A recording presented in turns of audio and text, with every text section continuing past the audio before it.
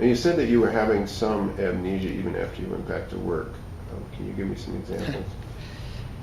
Please remember what you don't remember. Well, with DSHS, there's a lot of paperwork. And of course, the upper people in the system had no problem letting me know that they didn't have the paperwork. Because, billing was done by the paperwork, incident reports,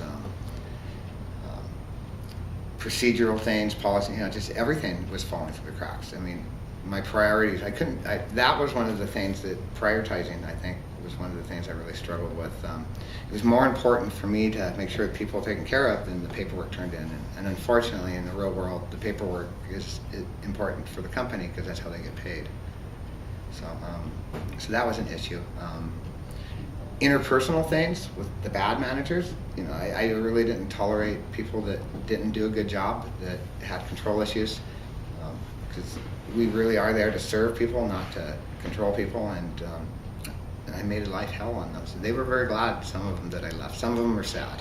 In an analogous sort of way, it was hard to tell people they didn't look bad in that dress. Correct. And when it came to people's lives, I had no bones telling them that, you're doing a crappy job. And I let them know, I wouldn't let you watch my children, let alone how vulnerable an adult. Expand on that a little bit.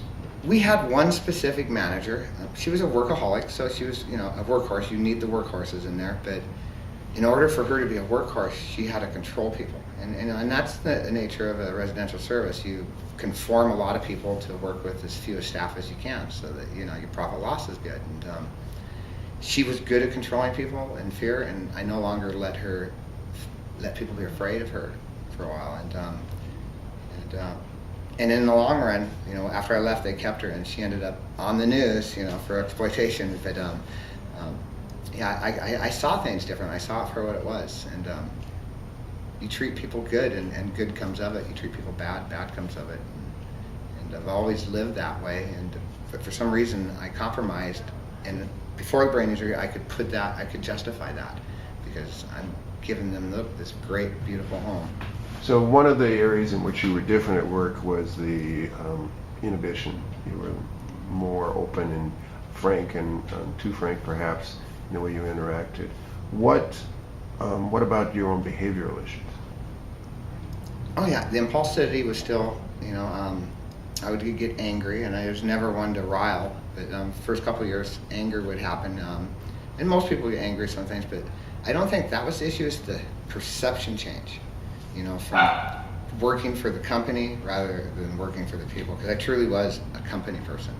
And my boss said something, it was like, yes ma'am, it got done, and I had no bones ever doing it.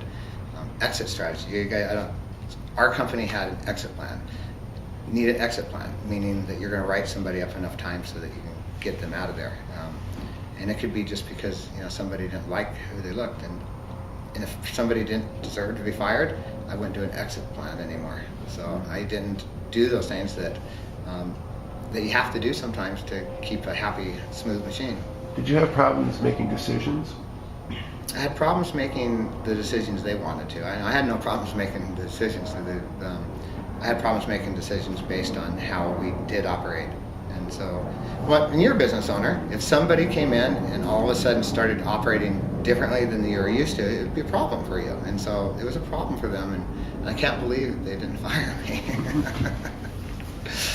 She was sad that I left. I mean, even